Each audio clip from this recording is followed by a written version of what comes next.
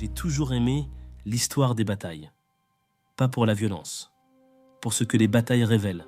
Qui résiste, qui cède, qui décide de mourir debout plutôt que de vivre à genoux. Les batailles sont des moments où l'humanité se montre sans masque. Enfant, j'ai lu des dizaines de livres de guerre. Waterloo, Stalingrad, Midway, la Normandie, des généraux, des stratèges, des héros.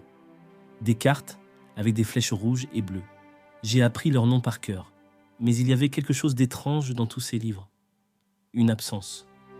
Présente à chaque page, invisible à chaque page, les hommes noirs n'y étaient presque pas. Pas parce qu'ils n'avaient pas combattu, pas parce qu'ils n'avaient pas gagné, mais parce que pendant des siècles, une certaine façon d'écrire l'histoire avait décidé que leur victoire ne comptait pas. Ou pire, qu'elle n'avait pas eu lieu. On nous a dit, parfois sans le dire, que les grandes stratégies militaires venaient d'ailleurs, que les grands généraux avaient un profil particulier, que certains peuples étaient faits pour obéir aux ordres, pas pour les donner. C'est un mensonge. Et ce podcast existe pour le démontrer, bataille par bataille. Les victoires oubliées, c'est 13 épisodes, 13 batailles, 7 siècles, 4 continents.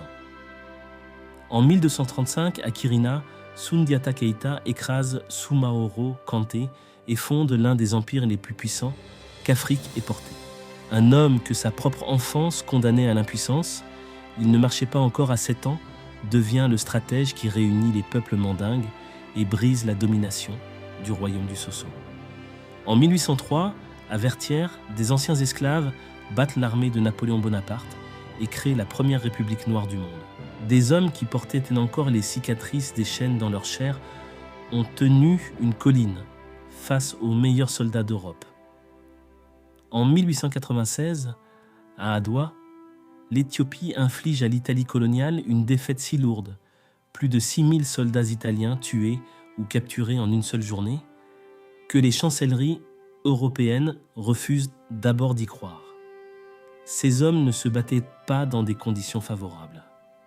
Ils se battaient avec moins de ressources, parfois avec des armes récupérées sur les corps de leurs ennemis, contre des adversaires convaincus que la victoire était déjà écrite avant même d'avoir tiré.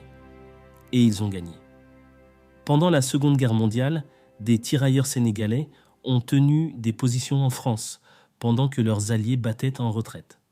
Le 761e bataillon de chars, composé de soldats noirs américains refusés dans d'autres unités, a percé les lignes allemandes au cœur de l'Europe. Les aviateurs de Tuskegee ont escorté des bombardiers sur des milliers de kilomètres sans perdre un seul appareil à l'ennemi. Une performance que peu d'unités ont égalée. Ces faits sont documentés. Ils sont dans les archives. Ils sont vérifiables. Ils sont simplement absents des récits qu'on nous a transmis. Ce podcast ne cherche pas à réécrire l'histoire. Il cherche à la compléter.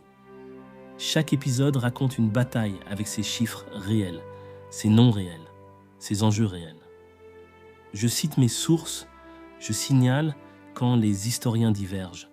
Je ne fabrique pas de légendes, il y en a déjà assez de vraies. Ce que vous allez entendre, c'est de l'histoire. De l'histoire qui attendait qu'on la raconte. Je m'appelle Didier de Saint-Ouen sur Seine.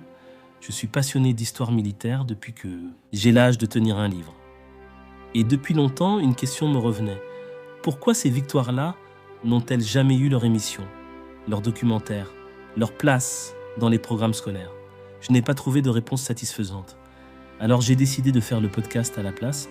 Si ce premier épisode vous a plu, abonnez-vous sur Spotify, Apple Podcast ou votre plateforme préférée. Chaque épisode est autonome, vous pouvez commencer où vous voulez, mais si vous avez le temps, commencez par le début. Kirina, 1235, l'Empire du Mali et un roi lion nommé Sundiata. Les victoires oubliées méritent d'être entendues. On commence.